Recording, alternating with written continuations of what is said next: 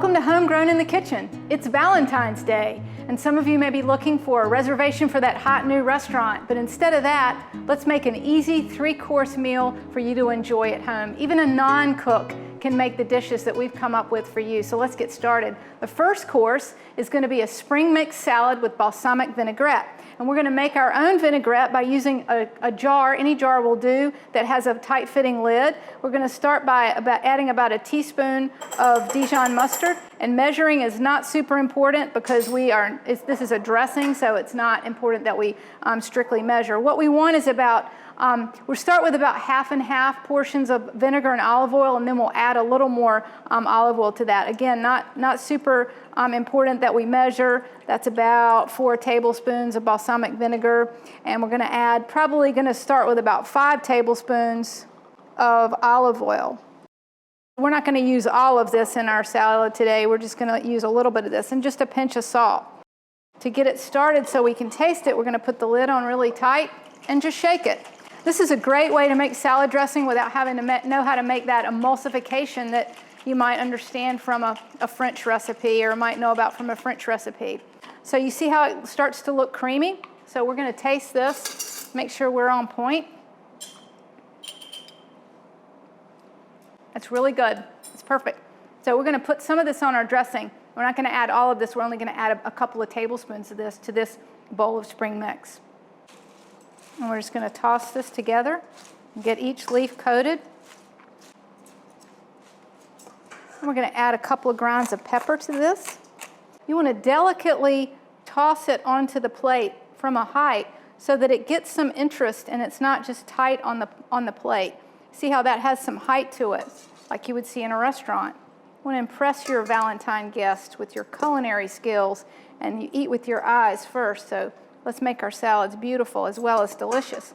Now we want to add to this some sliced almonds. You could also add shredded carrots or cherry tomatoes or anything like that you're interested in adding. But I'm just going to add just a few sliced almonds to this around the edge and a few on top. And there is our first course.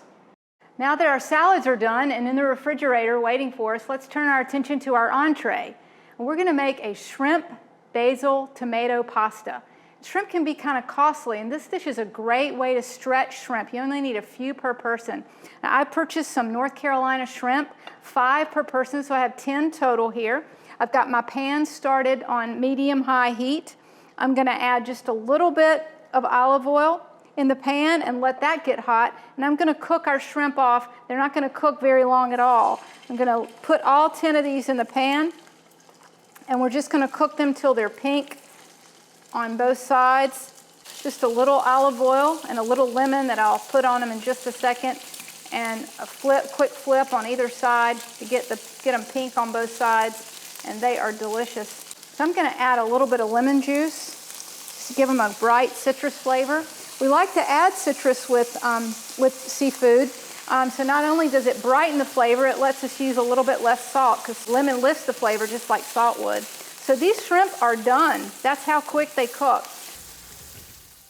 This pasta dish has some great basil flavor. It's got fresh basil in it. And a wonderful way to cut up basil is to chiffonade. And we've talked about this before in Homegrown in the Kitchen, and there's a video for you to watch. But just to refresh our memory as to what chiffonade is, you take the basil leaves, and it just takes a minute, and you stack them together roughly. They don't have to be perfect.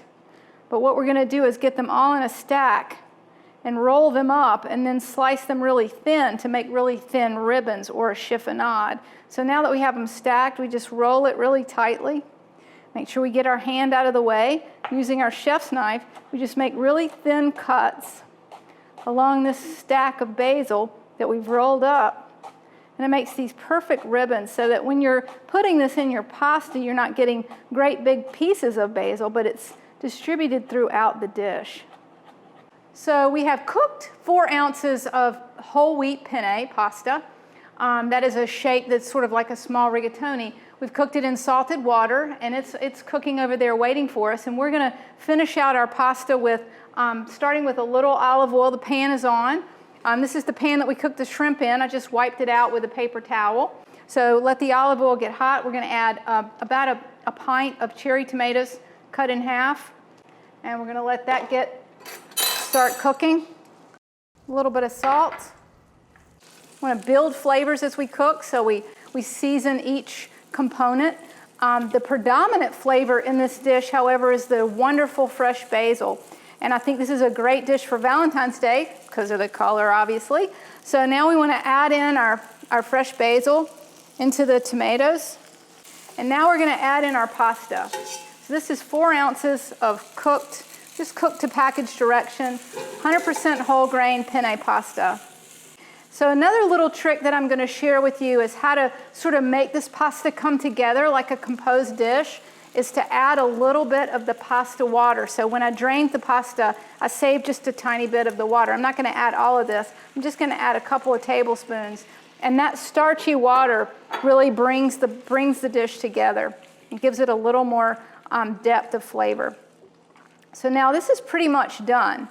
Now it's time to plate our pasta. I've chosen a shallow bowl, and if you have that in your kitchen, I encourage you to use that just so that it looks really pretty. So we're going to plate this in the center of the bowl. So as we said when we were cooking the shrimp, we cooked 10 shrimp, so that means each person gets 5 shrimp. I like to plate them across the top. You can do it however you like. The last part is to top it with a little feta cheese. You can leave this out if you don't like the cheese, or you can serve it at the table and let people do their own amount, but I think just a little bit adds a really great, and you want to do this from high just like you do when you're salting. Just a tiny bit on top has a really great flavor. What I'd like to make for you today is a Grande Marnier strawberry parfait. If that sounds too difficult, although you'll see in a minute it's not, I have an alternative for you. Simply some strawberries with dark chocolate. That will do just as well. So you want to get some relatively large bowls because we want some drama here to this dessert. Start with just about a tablespoon of orange liqueur in the bottom of a bowl. If you have younger guests joining you or you don't consume alcohol, you certainly can leave this out.